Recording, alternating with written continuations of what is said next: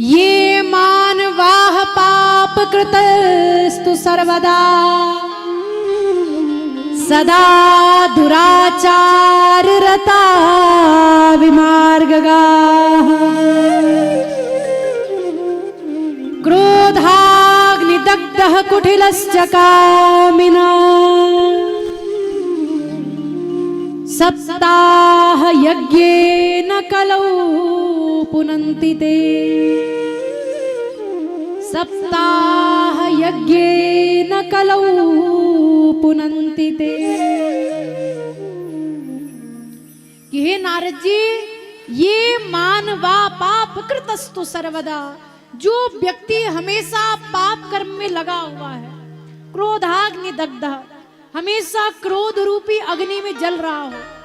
क्रोध दो प्रकार का होता है, एक तो महाराज हृदय से आता है और एक होता है कि आपको अपना कार्य सही तरीके से करवाना है, उसके लिए क्रोध किया जा रहा है। तो यहाँ पर क्रोध आग्नि दग्ध अर्थात जो भीतर से क्रोध में जल रहा है। बाहर से तो महाराज आपको देखे, खूब प्रसन्न होकर के मुस्कुराए, आपका हाल चाल ले, लेकिन मन ही मन कहे कि कब इसको राम जी अपने पास बुलाए, ये जाए तो इसके बाद हम ही मुखिया बने। ये जो भाव है, ऐसे भाव वाला व्यक्ति क्रोधाग्नि दग्ध, जो क्रोध रूपी अग्नि में, ईर्ष्या रूपी अग्नि में जल रहा है। कुटिलश्च कामिना अर्थात स्त्री लंपट, ऐसी महिलाएं जो पुरुष लंपट हो, ऐसे ऐसे लोगों का भी उद्धार सप्ताह यज्ञ न कलौ पुनन्ति ते। इस श्रीमद् भागवत महापुराण सप्ताह यज्ञ के माध्यम से हो सकता है। और हे नारद जी, इतना ही नहीं, पंचोग्र पापाश्छल छद्मकारिणः क्रूरा पिशाचा इव निर्दयाश्चय ब्रह्मस्वपुष्टा व्यभिचारकारिणः सप्ताह यज्ञेन कलौ पुनन्ति ते। कि महाराज पंचोग्र पापास, 5 प्रकार के जो पाप हैं, जो शास्त्रों में पूर्ण तरीके से वर्जित बताए गए हैं। अब शब्दों पे बहुत ध्यान दीजिएगा महाराज। कुछ पाप हैं जिनके लिए क्षमा का विधान है कि अगर यदि आप भगवान से क्षमा प्रार्थना कर लेते हैं कि आवाहनम न जानामि त्वार्चनम पूजाम चैव न जानामि क्षम्यताम परमेश्वर, तो महाराज केवल क्षमा प्रार्थना से समाप्त हो जाते हैं। लेकिन ये जो 5 प्रकार के पाप हैं, शास्त्रों में ये ऐसे पाप है महाराज कि ये क्षमा प्रार्थना से समाप्त नहीं होते। इनके लिए प्रायश्चित का विधान है। और वो प्रायश्चित भी महाराज क्या है, तो उस प्रायश्चित के विषय में भी बता रहे हैं। पहले पाप सुनिए 5 प्रकार के। तो स्पष्ट कहते हैं, क्रूरा पिशाचः इव निर्दयाश्चय ब्रह्मस्वपुष्ट व्यभिचारकारिण, ब्रह्म हत्या किया हुआ व्यक्ति, गौ हत्या किया हुआ व्यक्ति, स्त्री की हत्या करने वाला, जिसके द्वारा बाल अपराध हुआ हो, छोटे बच्चों का वध हुआ हो,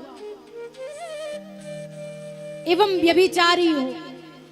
इस प्रकार के जो 5 पापी हैं, जिनके लिए केवल और केवल प्रायश्चित का विधान है, क्षमा प्रार्थना से इनका कल्याण नहीं हो सकता, ऐसे लोगों का भी श्रीमद् भागवत महापुराण के द्वारा कल्याण किया जा सकता है। अब महाराज नारद जी के मन में प्रश्न उठा कि हे सनत कुमार जी, एक बात बताइए, क्या आप ऐसे ही तो नहीं कह रहे हैं, इसका कोई प्रमाण है? क्या पूर्व में ऐसा हुआ है? तो बताइए। तब महाराज सनत कुमार जी ने बड़ा सुंदर प्रसंग बताते हुए कहा कि हे नारद जी, तुंगभद्रा तटे पूर्व मभूत पत्तनमुत्तमम्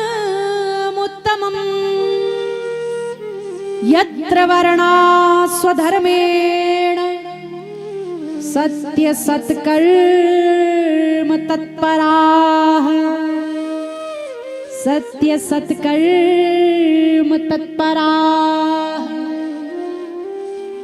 कि तुंगभद्रा तटे पूर्व, तुंगभद्रा नामक नदी है, उसके समीप में सभी वर्णों के लोग रहते हैं, लेकिन उनमें भी सत्य सत्कर्म तत्परा, सत्य और सत्कर्मों में लगा हुआ एक ब्राह्मण रहता है जिसका नाम है आत्मदेव।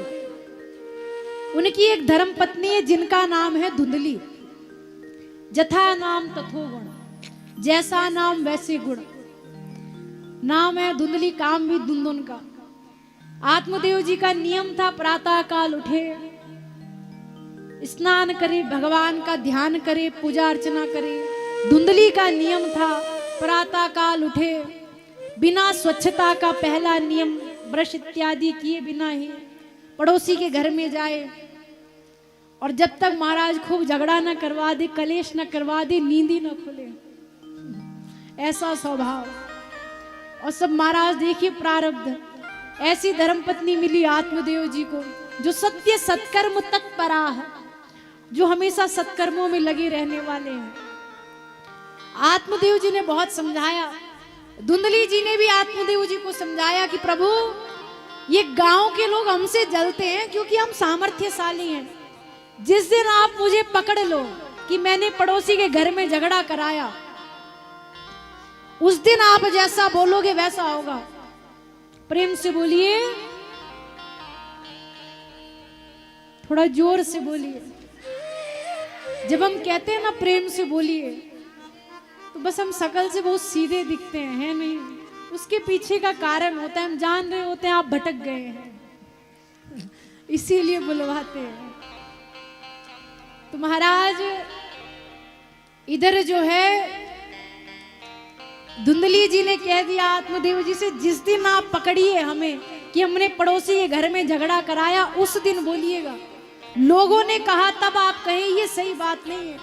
आत्मदेव जी भी अपनी धर्मपत्नी जी की बातों में आ जाते हैं और महाराज अपना नियम धर्म करने लगते हैं। संयोग से एक दिन ऐसा होता है, आत्मदेव जी पूजा करा करके घर आ रहे थे। गांव के लोग आत्मदेव जी को कहते हैं कि आत्मदेव जी आप तो इतने सत्कर्मी ब्राह्मण, लेकिन आपकी धर्मपत्नी जी देखिए, उनकी धुंधुन का ही कारण है, उनके द्वारा किया जाने वाला कलेश ही कारण है कि आपके घर पर लगने वाली तुलसी सूख जाती है, द्वार पर बंधी हुई गऊ बांझ हो जाती है और आपको भी पुत्र नहीं है।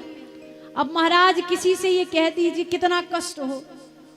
आत्मदेव जी भी दुखी हो गए महाराज। और एक दिन एकदा सद्विजो दुःखा गृहं त्यक्त्वा वनं गता मध्याह्ने तृषितो जातस् तडागं समुपेयिवा तडागं समुपेयिवा। एकदा सद्विजो दुःखा, द्विज अर्थात ब्राह्मण।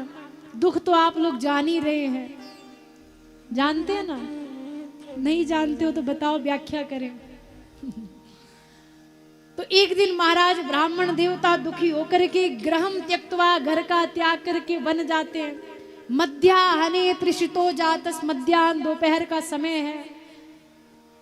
प्यास से व्याकुल होकर के समीप में महाराज एक तालाब के पास जाते हैं, वहां पर जल ग्रहण करते हैं, कुछ स्थान ग्रहण करके बैठते हैं।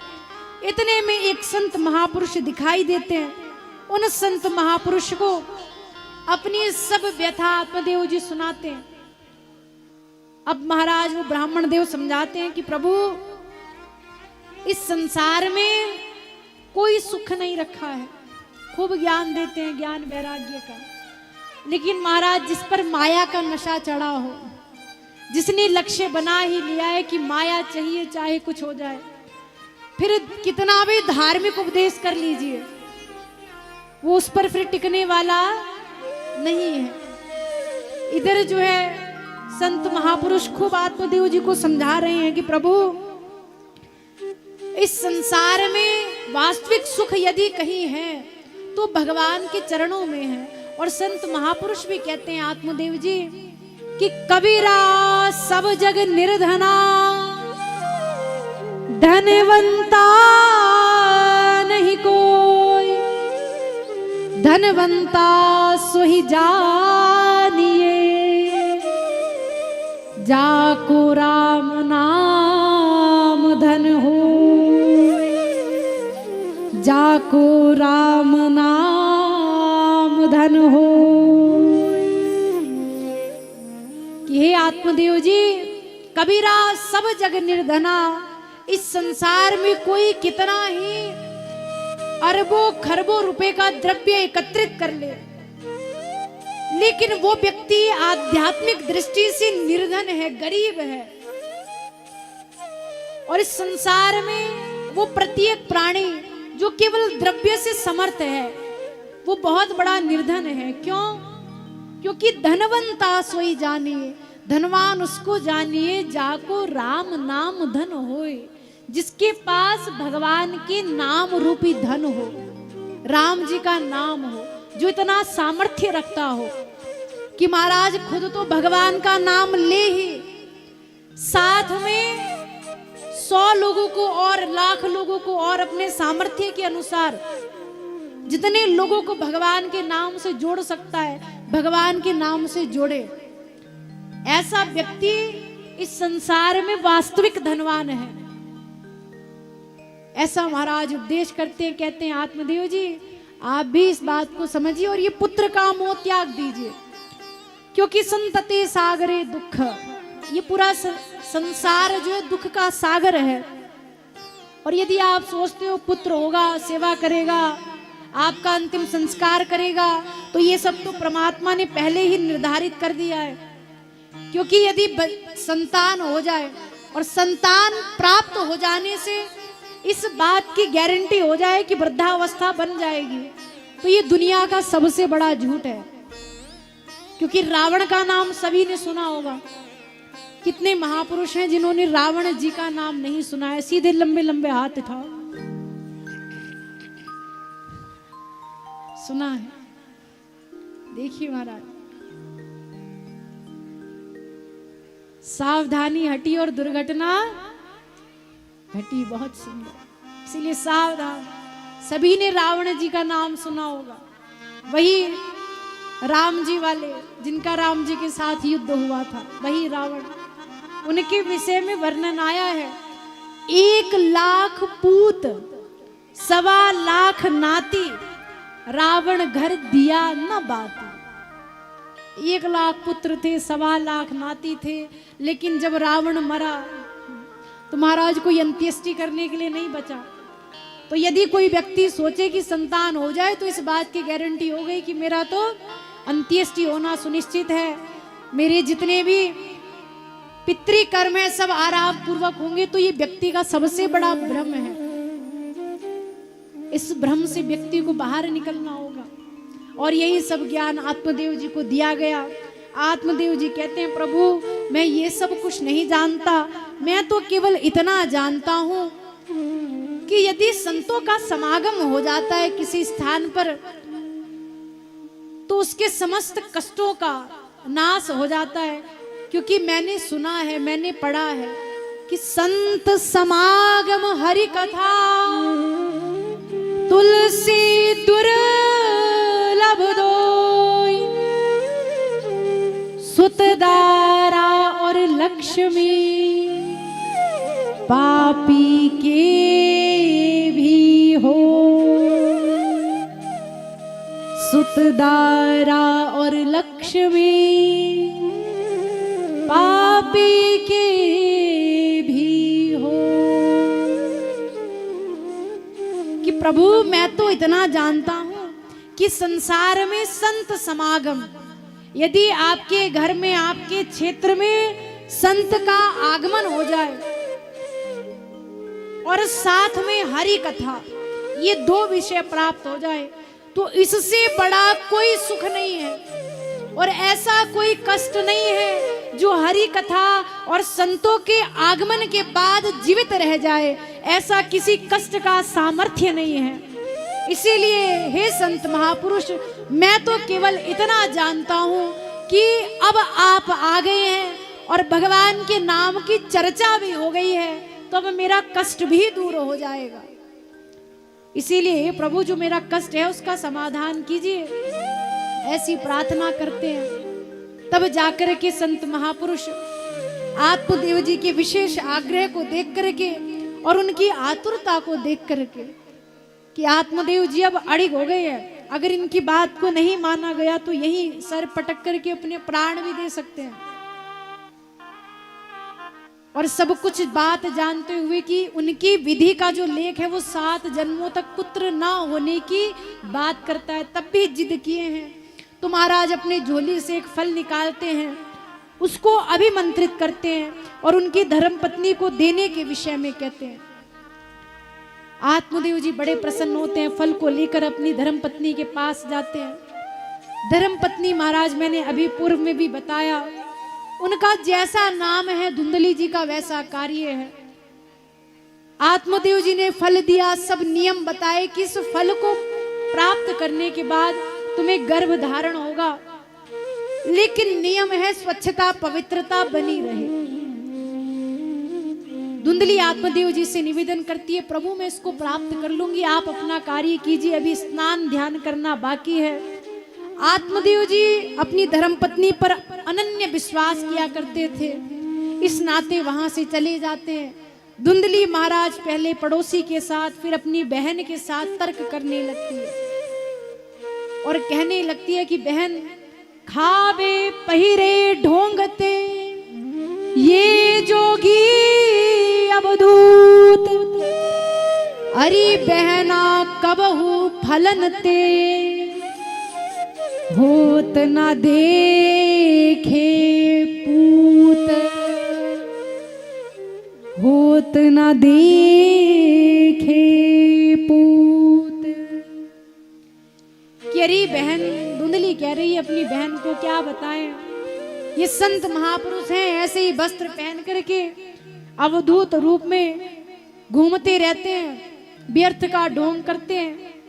क्योंकि मैंने आज से पहले अरे बहना कब हु अर्थात कभी भी, फलन अर्थात फल से, होत न देखे पूत, पूत मतलब पुत्र, कभी भी होते हुए नहीं देखा कि फल प्राप्त करो, फल खाओ और पुत्र हो जाए। बहन भी महाराज वैसी ही होगी जैसी धुंधली जी। कहती है हाँ बहन सही बात है। तो अब धुंधली जी कहती है क्या किया जाए, आत्मदेव जी तो बड़े धार्मिक हैं, अगर वो जानेंगे पुत्र नहीं हुआ तो बड़ा उनको कष्ट होगा, और ये फल मैं खा नहीं सकती, कहीं ऐसा ना हो इस फल को प्राप्त किया इसमें बाबा जी ने कुछ टोटका किया हो और मुझे अपने वश में कर लिया, मैं उनकी बावरी होके घूम रही, मेरी तो खूब बदनामी होगी। ऐसे ऐसे व्यर्थ के तर्क करने लगी। तो बहन ने कहा कि देखो धुंधली, इस फल को तुम गौ माँ को खिला दो, अगर पुत्र होना होगा तो प्रमाण दिख जाएगा। धुंधली ने ऐसा ही कहा। और इधर शर्त लगी है, धुंधली की जो बहन है वो गरीब है, धन में, सांसारिक धन में, आध्यात्मिक धन में नहीं, सांसारिक धन में। और दोनों के बीच एक डील फाइनल हुई है, एक शर्त लगी है कि आज से उनकी जो बहन है वो भी गर्भावस्था में है, 9वें मास में जो भी संतान तुम्हें प्राप्त हो, पुत्र या पुत्री, वो मुझे सौंपिएगा, मैं बदले में तुम्हें खूब धन दूंगी, लेकिन ये बात गुप्त रहे, केवल हम दोनों बहनें ही जानेंगे। तो महाराज धुंधली जी की बहन ने बात को स्वीकारा, ऐसा ही हुआ। 9 महीने व्यतीत हो गए, धुंधली की बहन को पुत्र की प्राप्ति हुई। वो रात्रि के समय में अंधेरे का लाभ उठा करके अपने पुत्र को धुंधली जी के पास सौंप देती है। धुंधली जी का अपना आडंबर प्रारंभ था। आत्मदेव जी को शहर में सूचना भिजाई जाती है कि उनको पुत्र की प्राप्ति हुई है। आत्मदेव जी महाराज मानहु ब्रह्मानंद समान, एकदम ब्रह्मानंद में डूब जाते हैं और आकर के खूब बधाइयां महाराज, खूब आनंद मंगल। संयोग से 3 महीने और व्यतीत होते हैं, और जैसे ही 3 महीने और व्यतीत हुए तो एक और आश्चर्य होता है। क्या आश्चर्य? त्रिमासिकम मासे निर्गते चाथ साधेनो सुसुरभकम् सर्वांग सुंदरम दिव्यम निर्मलं सकनक प्रभम निर्मलं सकनक प्रभम। कितनी माह से निर्गते चाथ, 3 महीने और व्यतीत हुए अर्थात 12 महीने हुए और गौ माँ के गर्भ से एक बड़ा सुंदर सर्वांग सुंदरम अर्थात जिसके सभी अंग सुंदर है, दिव्यम निर्मलम सा कनक प्रभम, दिव्य है निर्मल है, कनक अर्थात सोने के समान क्रांति वाले अंगों के साथ एक बालक का अवतार होता है। और ध्यान दीजिएगा, बछड़ा नहीं हुआ गौ के गर्भ से, बालक हुआ है। और अंतर क्या था, उसके कान गौ के समान थे, गाय के समान, जिसके कारण आत्मदेव जी ने जब ये आश्चर्य देखा तो उस बालक का नाम ही रख दिया क्या, गौकर्ण। बोलिए गौकर्ण महाराज की जय। अब महाराज उनका तो नामकरण हो गया, इधर 3 महीने और व्यतीत हो गए धुंधली के बालक को। और सभी लोग जान रहे हैं उनके सगे नहीं है, बहन के हैं। और ये बात गुप्त है लेकिन आप लोग जान रहे हैं, बार बार नहीं बताई जाएगी, स्मरण में रखिएगा। नामकरण का समय आया, धुंधली जी ने जिद करी आत्मदेव जी से, क्यों? क्योंकि जब बालक का नामकरण होगा तो उस समय तो महाराज विद्वान ब्राह्मण हुआ करते थे, त्रिकालदर्शी ब्राह्मण भी होते थे, केवल देखने मात्र से सब जान जाए।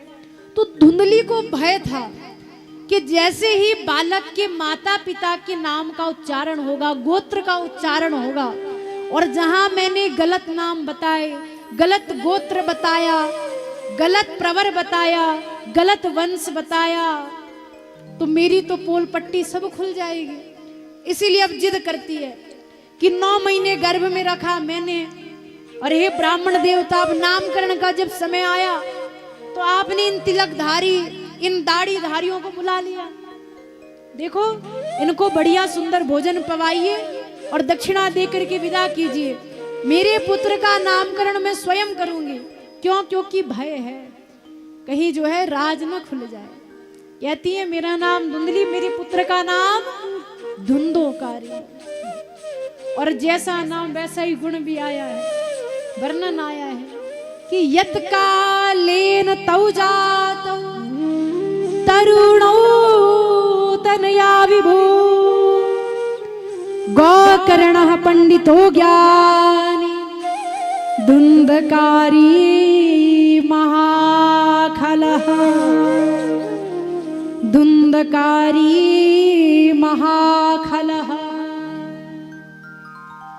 कि महाराज समय व्यतीत हुआ, धुंधकारी का जैसा नाम था वैसा ही कार्य करता। दोनों भाई को गुरुकुल भेजा गया। धुंधकारी हमेशा आलस्य कर देता, माँ धुंधली खूब साथ देती उसके प्रमाद का, आलस्य का। लेकिन गोकर्ण जी नियम से विद्यालय जाया करते, अध्ययन किया करते। यही कारण हुआ कि गोकर्णः पंडितो ज्ञानी, गोकर्ण जी पंडित बने, विद्वान बने।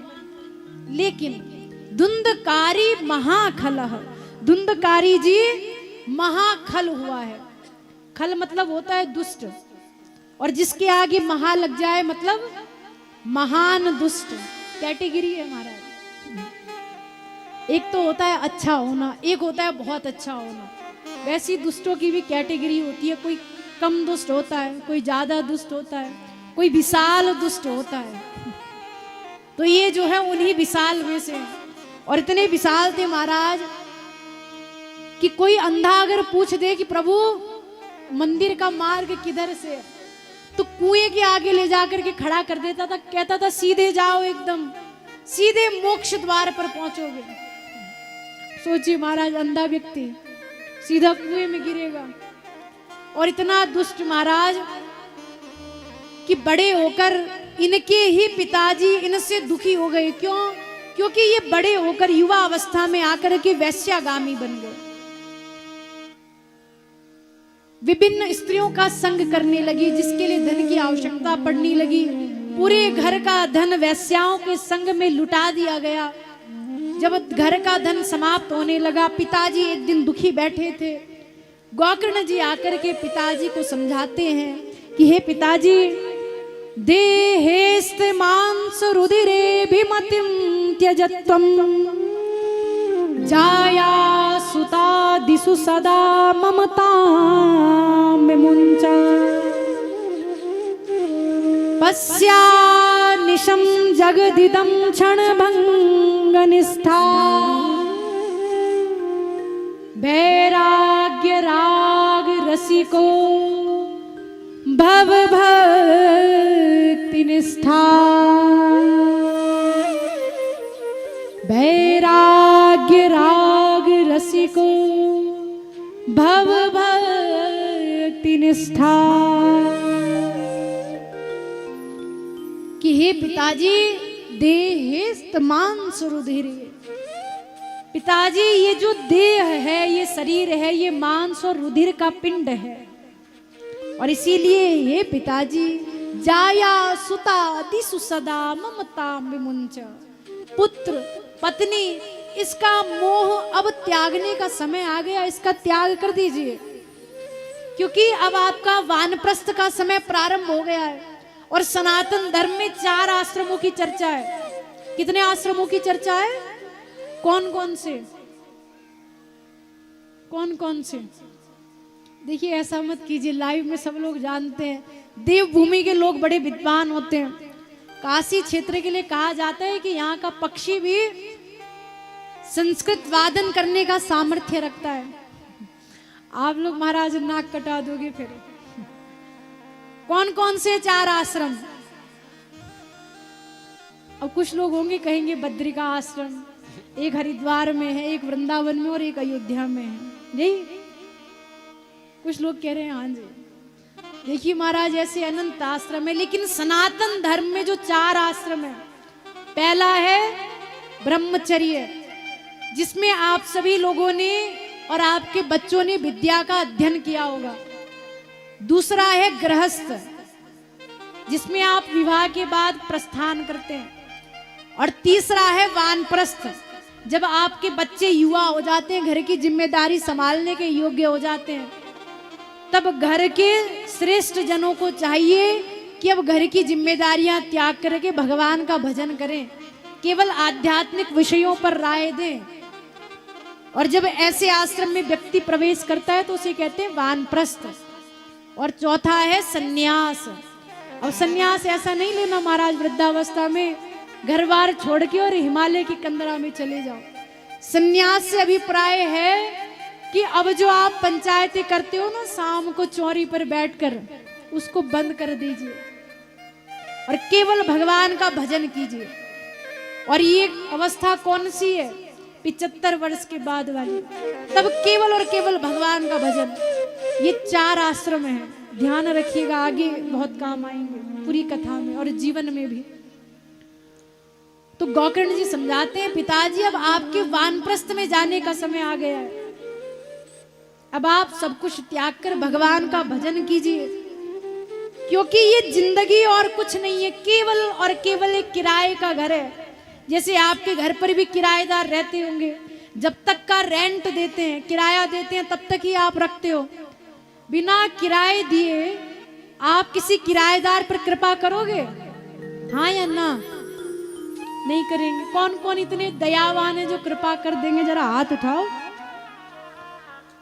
1-2 लोग हाथ मत उठाइए महाराज, कैमरा लगा हुआ है, फोटो खींच के उन्हीं के घर किराएदार भेजेंगे।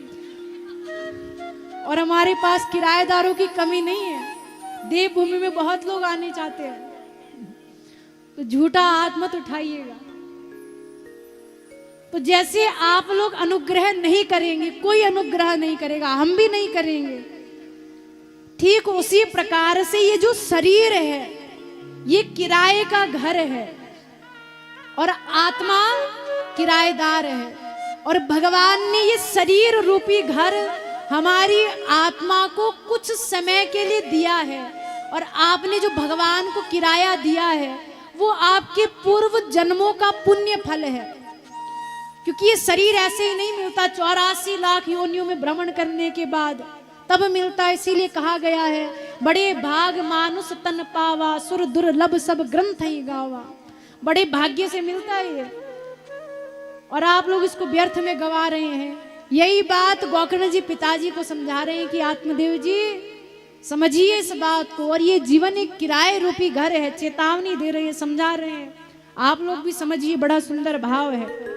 कह रहे हैं जिंदगी एक किराए का घर है, जिंदगी एक किराए का घर है, एक ना एक दिन बदलना पड़ेगा, एक ना एक किराए का घर है, एक ना एक दिन बदलना पड़ेगा। जिंदगी एक किराए का घर है, एक ना एक दिन बदलना पड़ेगा। जिंदगी एक किराए का घर है, एक ना एक दिन बदलना पड़ेगा, एक ना एक दिन बदलना पड़ेगा, एक ना एक दिन बदलना पड़ेगा। मौत जब तुझको आवाज देगी, घर से बाहर निकलना पड़ेगा। मौत जब तुझको आवाज देगी, घर से बाहर निकलना पड़ेगा। मौत जब तुझको आवाज देगी, घर से बाहर निकलना पड़ेगा। मौत जब तुझको आवाज देगी, घर से बाहर निकलना पड़ेगा। जिंदगी एक किराए का घर है, एक ना एक दिन बदलना पड़ेगा, एक ना एक दिन बदलना पड़ेगा, एक ना एक दिन बदलना पड़ेगा। एक ना एक दिन और यही सत्य है महाराज। बदलेगा। हरि बोल। ताली सेवा के साथ समझते हुए बोलिए राधा कृष्ण भगवान की जय।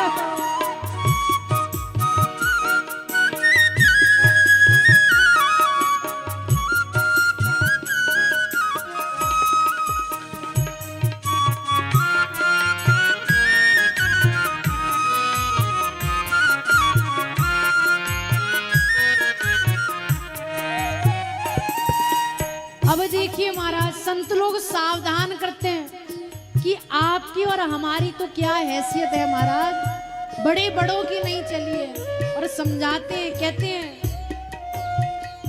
मौत का जब बजा सर पे डंका, मौत का जब मौत का जब बजा सर पे डंका, मौत का बजा सर पे डंका, फूक दी पल में सोने की लंका, फूक दी पल में सोने की लंका, फूक दी पल में सोने की लंका, फूक दी पल में सोने की लंका। और क्या हुआ? कर गई मौत रावण का भंका, कर गई मौत रावण का बंका, वैसे तुझको भी जलना पड़ेगा, वैसे तुझको भी जलना पड़ेगा, वैसे तुझको भी जलना पड़ेगा, वैसे तुझको भी जलना पड़ेगा। जिंदगी एक किराए का घर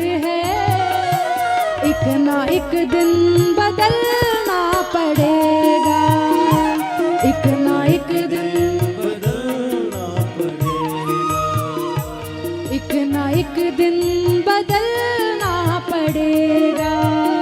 एक ना एक दिन बदलना पड़ेगा।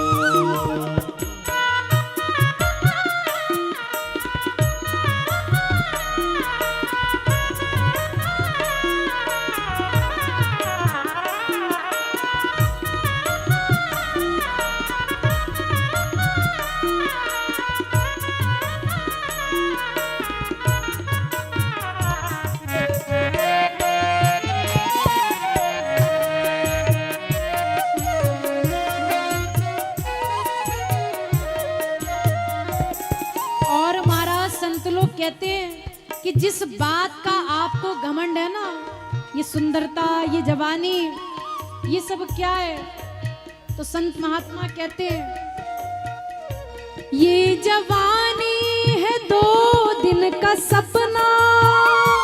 ये जवानी है 2 दिन का सपना।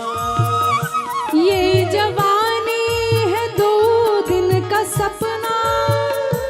ये जवानी है 2 दिन का सपना। ढूंढ ले चल के तू राम अपना। ढूंढ ले चल के तू राम अपना।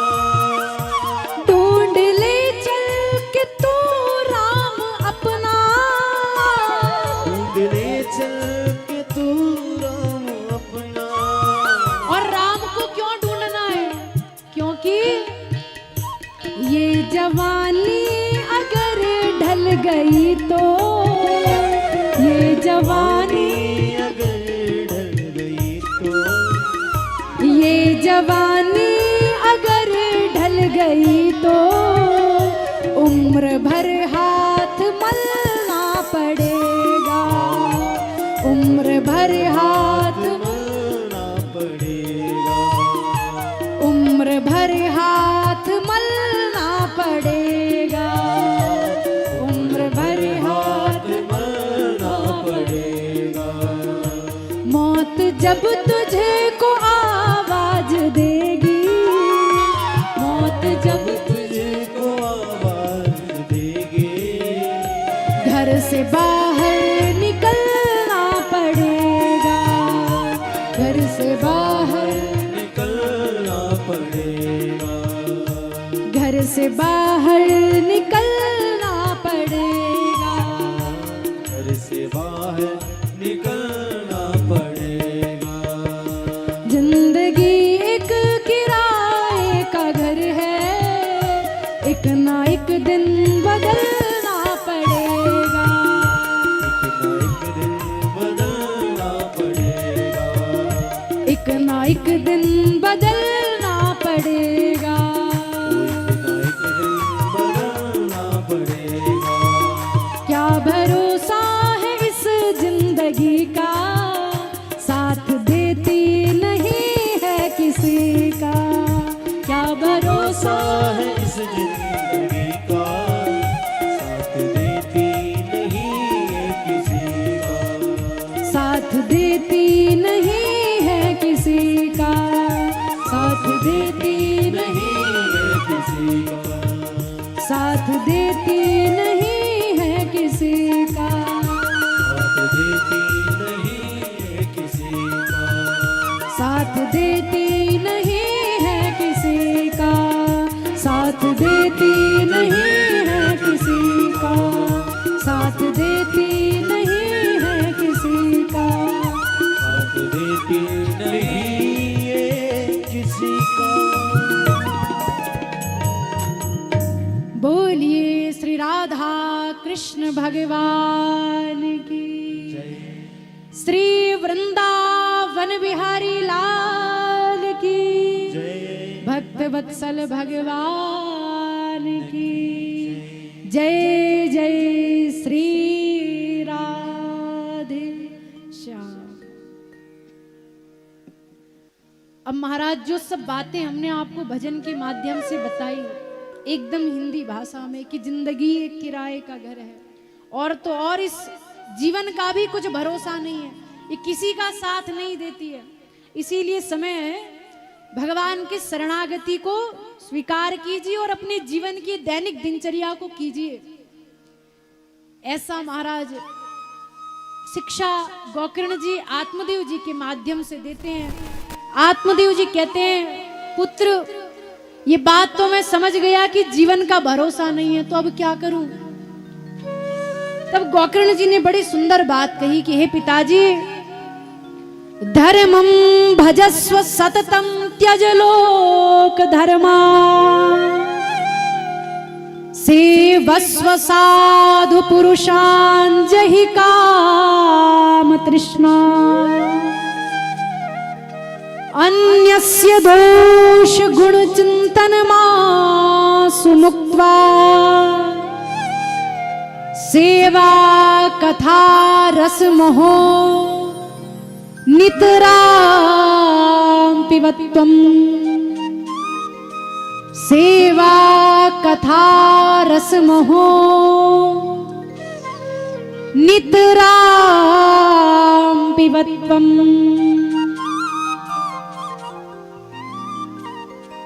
तो महाराज बड़ा सुंदर गोकर्ण जी कहते हैं, पिताजी धर्मम भजस्व सततम त्यज लोक धर्मान। समस्त धार्मिक क्रियाकलापों का त्याग करके धर्म को भजिए। और हे पिताजी, भागवत जी का जो 10वां स्कंद है उसके पाठ को प्रारंभ कीजिए। ये भाव ब्रज के संतों का है। वहां के विद्वान संत महापुरुष ये भाव देते हैं कि गोकर्ण जी ने पिताजी को वन भेजते समय भागवत जी के 10वें स्कंद के पाठ एवं सेवा कथा रस महो नितरां पिबत्वम् और भगवान की कथा का नित्य प्रतिपान करने का आदेश किया, उपदेश किया और आत्मदेव जी के द्वारा उसे आत्मसाद किया गया। इसीलिए उनका कल्याण हुआ है। तत्पश्चात महाराज कुछ समय बाद धुंधोकारी की मां धुंधली, जिन्होंने अपने पुत्र को सुंदर संस्कार नहीं दे पाए, वो मां कुपे पात कृतौ रात्रौ तेन सा निधनम गता। रात्रि के समय कुएं में कूद करके, तालाब में कूद करके अपने प्राणों को त्याग देती है। आत्महत्या जैसा कार्य करती है, जो कि शास्त्रों में निषेध है। क्यों? क्योंकि पुत्र ने मां को स्पष्ट कह दिया था, यदि मुझे धन नहीं दोगी तो मैं आपको अपनी ताड़िता भृशम अर्थात पैरों के माध्यम से आप पर प्रहार करूंगा। तो धुंधली सम्मान के कारण अपने प्राणों को त्याग देती है। लेकिन यहाँ पर हम लोगों को एक शिक्षा मिलती है कि धुंधली का अपराध केवल इतना सा था कि धुंधली ने अपने पुत्र धुंधोकारी को खूब धन दिया, खूब संपदा दी, खूब ऐश्वर्य दिया, लेकिन किस बात की कमी रख दी? क्या कमी रह गई? संस्कार की। संस्कार नहीं दिए। और यही कारण रहा महाराज कि जब युवा अवस्था को धुंधोकारी प्राप्त हुआ, अब मां को लगने लगा कि पुत्र ने वैश्याओं का संग कर लिया, असंस्कारित हो गया, इसे सही मार्ग पर लाना चाहिए। लेकिन वो कहावत है ना महाराज, चिड़ियों ने चुग खेत लिया फिर पछतावे क्या होवत है।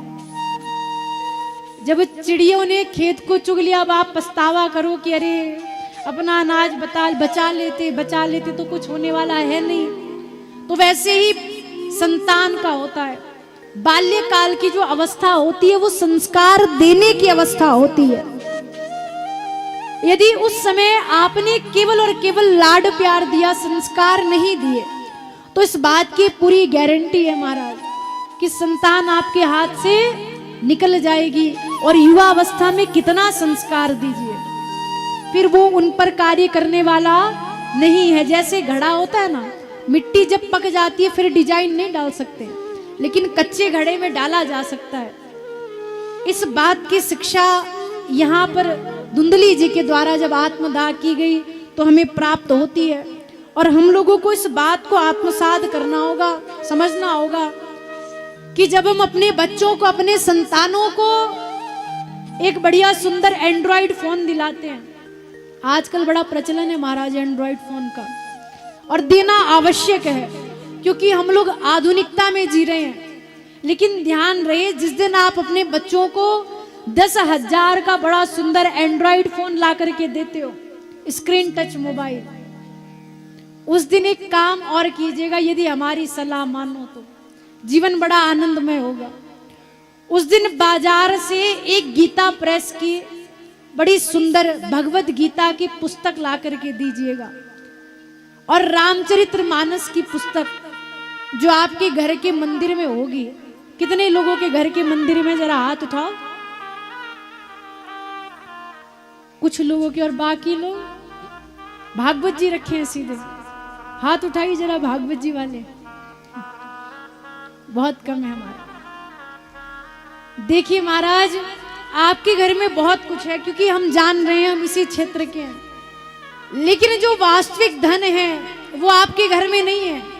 और यही कारण है कि हम लोग महाराज दर दर भटकते रहते हैं, लेकिन हमें शांति नहीं मिलती। और हमारे सनातनियों की सबसे बड़ी कमजोरी भी यही है कि महाराज हमें अपने धर्म का ठीक प्रकार से ज्ञान ही नहीं है, और हम ज्ञान करना भी नहीं चाहते हैं। हम तो महाराज बस आगे वाले ने क्या किया वही हम करेंगे, पीछे वाले भेड़ चाल है वो महाराज, होता नहीं है, पीछे पूंछ पर एक डंडा बांध दिया जाता है, वो चलती है सड़क पर, उससे आवाज आती है और सारी भेड़ों को लगता है महाराज की जो है हमारा मालिक आवाज कर रहा है, और वो भी दौड़ती रहती हैं। आप लोग की स्थिति भी कुछ ऐसी है। हम लोग देखते हैं महाराज, अच्छा बगल वाले ने ऐसा ऐश्वर्य किया तो केवल उसका बाहरी ऐश्वर्य देखते हैं, भीतर का नहीं। और उसी का परिणाम फिर होता है कि हमारे घर में भी धुंधोकारी आ जाते हैं। फिर हम लोग कहते हैं कि व्यास जी हम तो भगवान के बहुत बड़े भक्त, हम तो रात दिन उनकी सेवा पूजा करने वाले हैं, और फिर भी शांति नहीं है। क्यों नहीं है? तो महाराज उसका कारण है आपके द्वारा संस्कारों का अभाव। आप लोग 10,000 का फोन ला करके दे देते हैं, लेकिन 100 रुपए की गीता प्रेस की गीता नहीं ला कर दे पाते, रामचरितमानस की पुस्तक नहीं रख पाते। और महाराज इस बात को आप समझिए, आप नियम बनाइए अपना भी और अपनी संतान का भी, कि प्रतिदिन प्रातः काल उठ करके स्नान के बाद केवल और केवल 10 मिनट, 24 घंटे में 10 मिनट तो निकाल सकते हैं, केवल और केवल 10 मिनट भगवान के मंदिर में, भगवान के स्थल पर बैठकर दीपक दिखाने के बाद आपके घर में जो गीता की पुस्तक है, जो रामचरितमानस की पुस्तक है, उसकी केवल एक चौपाई और एक श्लोक को पढ़िए, और उसके हिंदी भावार्थ को, जिसको संस्कृत नहीं आती कोई बात नहीं, हिंदी को पढ़िए और जानिए कि वहां पर ऐसा क्यों लिखा गया है। और ये आप खुद भी कीजिए, अपनी संतान को भी करने के लिए कहिए। फिर देखिए आपके स्वभाव में और आपकी संतान के स्वभाव में क्या परिवर्तन आता है। लेकिन हम लोग ये सब नहीं करते हैं, आज तक नहीं किया, कोई बात नहीं। आज के बाद कौन कौन करेंगे, जरा हाथ उठाओ, जो आज के बाद नित्य प्रति एक श्लोक का हिंदी अनुवाद गीता का और रामचरितमानस की एक चौपाई का पाठ और उसका हिंदी अनुवाद पढ़ेगा और उसका चिंतन करेगा कि ऐसा क्यों लिखा गया होगा, इसके पीछे क्या क्या कारण है। और जो खुद नहीं पढ़ सकते वो अपने बच्चों से पढ़वाएंगे। कौन कौन ऐसा करेगा, हाथ उठाओ जरा। कुछ लोग, बाकी लोगों को अभी भी नहीं करना, नहीं करना, मत कीजिए, आपका है महाराज, आपका कर्म है। हम तो सावधान कर रहे हैं कि ध्यान रहे, अगली धुंधली और अगला धुंधोकारी आपके घर में ना हो, इस बात का ध्यान रखें। इसीलिए जब घर में सुविधाएं लाएं, उसके साथ आध्यात्मिकता को भी लाएं। लेकिन हम लोग महाराज बस, वो तो भगवान की कृपा है कि चल रहा है जैसे तैसे, लेकिन वो सुंदर रूप से चले, इसके लिए आवश्यक है। और आप लोग का कर्तव्य बनता है, जिन जिन लोगों ने महाराज हाथ उठाया, अगर घर में पुस्तक अवेलेबल है तो बहुत सुंदर बात है, नहीं तो आसपास के स्थान से मंगवा ले और उसको अपने पूजा स्थल पर रख करके तब जाकर के प्रतिदिन 10 मिनट निकाल करके सुबह या संध्या के समय में पाठ अवश्य करें, तभी आपकी कथा सुनने की सार्थकता है। वरना महाराज हम तो स्पष्ट कहते हैं कि कथा सुनने से कोई फायदा है नहीं। यहाँ सुनिए, इस कान से सुनिए, इस कान से निकालिए, तो एक नहीं लाख कथा सुनिए। बड़े से बड़े शंकराचार्य जी के पास जाकर के सुनिए, कुछ भी लाभ मिलने वाला नहीं है, स्पष्ट कहते हैं। हो सकता है आपको थोड़ा बुरा लगे, कोई बात नहीं क्योंकि महाराज हमारी जो पदवी है वो ऐसी है कि हमें अच्छा और आपके मन का ध्यान नहीं रखना है, हमें तो शास्त्रीय परंपरा का ध्यान रखना है। तो बुरा लग भी जाए कोई बात नहीं, लेकिन यदि आप इन नियमों को आत्मसात नहीं करते हो, आपके फिर कथा सुनने का कोई फल है नहीं, कोई परिवर्तन आ नहीं पाएगा। इसीलिए प्रयास कीजिए, अगर खुद असमर्थ हैं तो अपने बच्चों से कहिए 10 मिनट अवश्य परमात्मा के लिए निकालें। और यदि ऐसा करते हैं तो आत्मदेव जी के पुत्र के संस्कार के भांति गोकर्ण जैसी संतान प्राप्त होगी। वो गोकर्ण जी तीर्थाटन पर गए हुए हैं। इधर धुंधोकारी जो महाराज अपने पिता और अपनी माता और अपने भाई धुंधोकारी की मृत्यु की सूचना पाता है, तो गया नामक स्थल पर श्राद्ध करते हैं। धुंधोकारी की मृत्यु भी वैश्याओं के द्वारा कर दी जाती है, क्योंकि उनके द्वारा राजा का धन चोरी किया गया था। वैश्याएं सोचती हैं कि ये पकड़ा जाएगा तो हमारा नाम जरूर लेगा, इसीलिए क्यों ना राजा हमको दंडित करे, उससे पहले हम ही इसको दंडित कर देते हैं। इस भाव से महाराज तप्त अंगार समूहांस तन मुखे ही विचिक्षिपु, गरम गरम अंगारों को धुंधोकारी के मुख में भरकर हाथ पैर बांध करके उसको घर के भीतर ही मार कर वहीं पर दबा करके भाग जाती हैं। ऐसी कष्टप्रद मृत्यु हुई है। अब देखिए असंस्कारित लोगों के साथ क्या क्या होता है महाराज। इसीलिए अपने सनातन धर्म की जो संस्कृति है उस पर चलिए, कहीं रहिए, देश विदेश कहीं रहिए, अपनी संस्कृति में रहिए। ऐसी शिक्षा दी है। गोकर्ण जी ने गया नामक स्थल पर श्राद्ध किया। श्राद्ध करने के बाद वापस अपने गांव लौटे हैं और जैसे ही अपने पिता के घर पर निवास करते हैं, रात्रि के समय में सोने लगते हैं, तो महाराज विभिन्न प्रकार की आत्माएं उनको दिखाई देने लगती है। आत्मदेव जी उठकर अपने कमंडलों से जल निकाल करके अभिमंत्रित करके उस स्थान पर छिड़काव करते हैं। जो प्रेत उनको परेशान कर रहा था, उस प्रेत से प्रश्न करते हैं कि तुम कौन हो। और महाराज मंत्रों में वो सामर्थ्य होता है कि प्रेत तो बहुत छोटा विषय है महाराज, देवताओं को भी बांध लेते हैं। ये मंत्रों का सामर्थ्य है। अब महाराज वो प्रेत बंध जाता है और उसके बाद अपना परिचय देता है कि हे गोकर्ण जी, अहम भ्राता त्वदीयोस्मि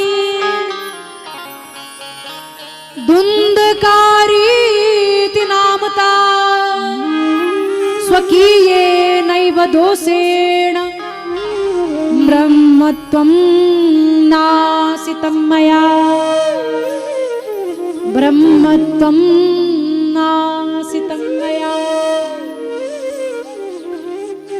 कि हे बंधु, हे गोकर्ण जी, अहम भ्राता त्वदीयोस्मि, मैं आपका भ्राता अर्थात भाई हूँ।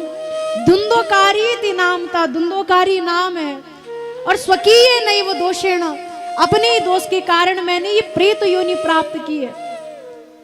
अब महाराज प्रश्न उठता है कि धुंधोकारी तो ब्राह्मण था, फिर प्रेत योनि में, और ब्राह्मण का प्रेत योनि में जाना कैसे संभव है। तो महाराज धुंधोकारी ने खुद स्पष्ट किया। संत महापुरुष कहते हैं, जिन ब्राह्मणों का स्वभाव हो दाएं साइड रम की बोतल, बाईं साइड अमलेट, दाईं साइड रम की बोतल, बाईं साइड अमलेट, सुबह सुबह उठकर ध्यान करे, बीड़ी सिगरेट अमलेट, उन ब्राह्मणों की यही दशा होती है। तो इसीलिए जो ब्राह्मण यहाँ पर गड़बड़ है ना, सावधान हो जाइए। अभी तो आगे भी आप लोग जो पृथु जी का चरित्र सुनोगे तब जानोगे अमलेट ही नहीं, जो उसके आगे पहुंचे हुए हैं सीधे गर्दन और टांग निपटाने वाले, उनकी क्या दशा होती है कल आप जानोगे पृथु जी के चरित्र में। तो धुंधोकारी ने स्पष्ट किया है कि भैया और कोई बात नहीं है, ब्राह्मण हूं इसलिए मेरा मोक्ष होना चाहिए था, लेकिन मैंने अपने कर्मों के कारण अपना परलोक बिगाड़ा। ब्राह्मण प्रातः काल उठकर के ब्रह्मा विष्णु महेश का ध्यान करता है, लेकिन मैं तो सुबह सुबह उठकर ध्यान करूं बीड़ी सिगरेट अमलेट। अमलेट समझते हो ना आप लोग, तो उससे भी आगे वाले हो कुछ लोग। तो सोचिए आप लोग का क्या होगा। प्रेत में गया है महाराज, और उनके भाई थे गोकर्ण, उद्धार भी करवा दिए। आप लोग का क्या होगा सोचिए, विचार कीजिएगा आज रात भर, फिर कल बताइएगा, पूछेंगे हम आने के बाद। गोकर्ण के समक्ष धुंधुकारी रोने लगता है, कहता है भैया मैंने तो इतने पाप कर्म किए कि गया श्राद्ध सते नापि मुक्तिर में ना भविष्यति। ऐसे 100 श्राद्ध मेरे लिए कर दिए जाएं तब भी मेरी मुक्ति नहीं होगी। अब महाराज इधर जो है श्री गोकर्ण जी प्रातः काल सूर्य नारायण भगवान की गति को स्थगित करते हैं। उनके बहुत बड़े भक्त हैं महाराज। तब सूर्य नारायण भगवान ने बताया कि तुम्हारे भाई का उद्धार कैसे हो। तब कहा कि श्रीमद् भगवतान मुक्ति सप्ताहं वाचनम कुरु इति सूर्य वचः सर्वै धर्म रूपम तो विश्रुतम धर्म रूपम तो विश्रुतम।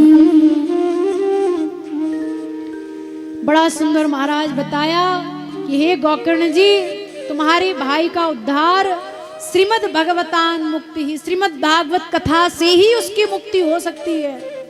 और ऐसा इति सूर्य वचः सर्वै, ये सूर्य नारायण भगवान का वचन है। गोकर्ण जी जब ये बात सुनते हैं तुरंत महाराज अपने भाई के निमित्त बड़े सुंदर महाराज श्रीमद् भागवत महापुराण का आयोजन करते हैं।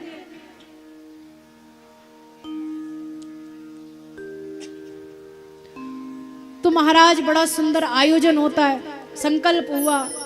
और जैसी संकल्प हुआ तो धुंधुकारी जी को संकल्प के माध्यम से एक बांस के जो पास में बांस लगा है उस बांस में आकर के, ऐसे तो महाराज स्थान दे दिया गया कि आकर के विराजिए, पितृदेव हैं। लेकिन महाराज प्रेत की योनि प्राप्त हुई है। प्रेत का शरीर तो होता नहीं है, हवा रूप में डोलता है महाराज। अब जैसे धुंधुकारी बैठे इतने में हवा चले, उधर उड़ करके चला जाए, हवा आए फिर महाराज इधर उड़ करके चला जाए। तो धुंधुकारी ने देखा कि पास में एक बांस है, उस बांस में जाकर के बैठ जाता है। और जैसे ही पहले दिन की कथा विराम होती है, बांस की पहली गांठ खुलती है, दूसरे दिन की विराम होती है, दूसरी गांठ खुलती है, और जहां 7वें दिन की कथा विराम होती है, बड़ी सुंदर गर्जना के साथ वो बांस फट जाता है महाराज, और बड़ा सुंदर शरीर उसमें से प्रकट होता है। सभी गांववासी खड़े हो जाते हैं, हाथ जोड़ करके स्तुति करने लगते हैं। उन्हें लगता है साक्षात घनश्याम जी प्रकट हुए हैं।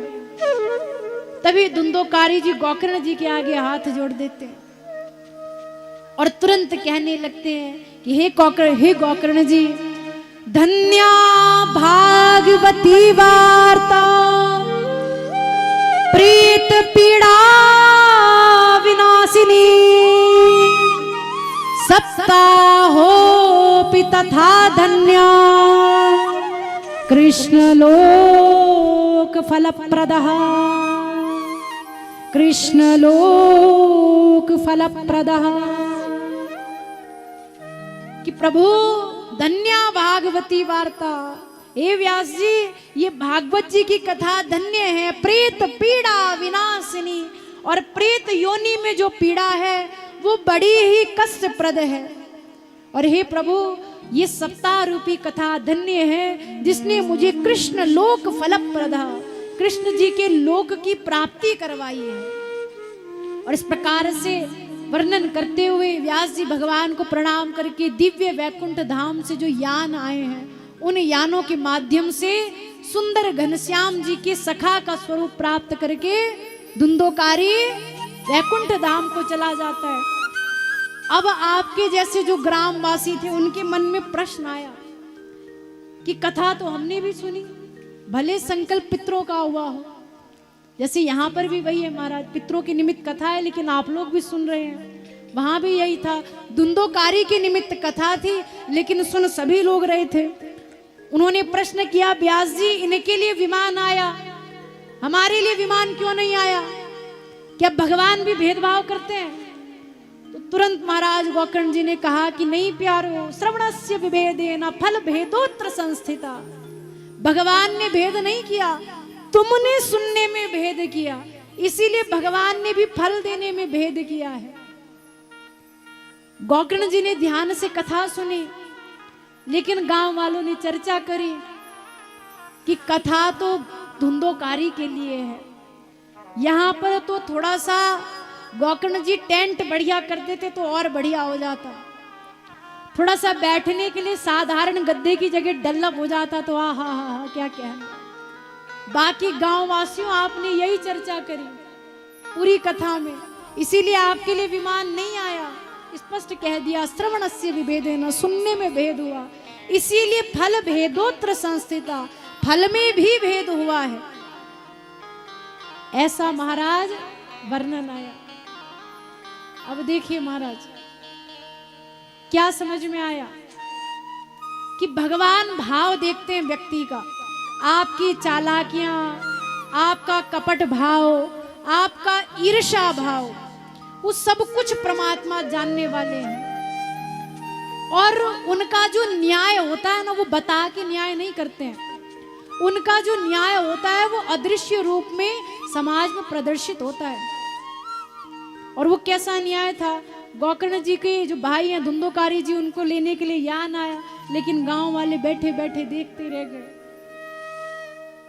तो ये महाराज इस परमात्मा का न्याय है। इसीलिए व्यक्ति को चाहिए कि परमात्मा के दरबार में हमेशा राग, द्वेष, कपट और छल से मुक्त रहे। प्रयास कीजिए कि कभी भी धर्म कर्म का कार्य हो रहा हो, वहां पर शांति के साथ श्रवण करें। यदि ये नहीं हो सकता तो प्रयास कीजिए कि उस स्थान से दूरी बना ले। व्यर्थ में अपना और किसी अन्य वैष्णव का समय और मति को खराब न करें, वरना वो ईश्वर उसके परिणाम को अवश्य प्रदान करते हैं। अब ग्रामवासी इस बात को समझ गए, निवेदन करते हैं कि प्रभु, जैसे आपने अपने भैया के निमित्त कथा की, हम लोगों से अपराध हुआ, एक बार आप हमारे लिए पुनः कथा का रसास्वादन करा दीजिए। गोकर्ण जी ने उनकी बात को स्वीकार किया और पुनः सभी ग्रामवासियों के निमित्त सप्ताह यज्ञ का आयोजन किया गया। पुनः कथा हुई। तत्पश्चात सभी ग्रामवासियों ने ध्यान से कथा सुनी। सभी लोग जो हैं उसके बाद भगवान के पवित्र साकेत धाम की ओर, राम जी के सुंदर स्थान की ओर प्रस्थान करते हैं दिव्य स्वरूप में, ऐसा वर्णन आया है। इसके बाद छठे अध्याय में बड़ा सुंदर महाराज श्रीमद् भागवत महापुराण के नियम कर्म की चर्चा की गई है, जो कि कल हम लोगों ने प्रारंभ में ही बड़े विस्तार के साथ चर्चा की थी कि कथा को किस भाव से सुनना है, किस परिस्थिति में सुनना है, ये सब विषय कल ही बता दिए गए थे। इसी के साथ महात्म्य की कथा को विराम किया गया है। प्रथम स्कंद में बड़ा सुंदर सत्य की वंदना की गई है, प्रथम स्कंद के प्रथम श्लोक में, और ये भागवत जी का भी प्रथम श्लोक है। अभी तक महात्म्य चल रहा था, भागवत जी का जो प्रथम श्लोक है। और ध्यान देने योग्य विषय ये है कि भागवत जी ने अपने प्रियों को एक संदेश दिया है कि यदि मुझे प्राप्त करना चाहते हो तो जीवन में सत्य को धारण कीजिए, प्रयास कीजिए कि यदि आवश्यक ना हो तो झूठ का इस्तेमाल न किया जाए। इसीलिए भागवत जी के प्रारंभिक श्लोक में और मध्य श्लोक में और विराम में तीनों जगहों पर सत्य की वंदना की गई है। प्रथम श्लोक में बड़ा सुंदर सत्य को वंदन किया गया है। बता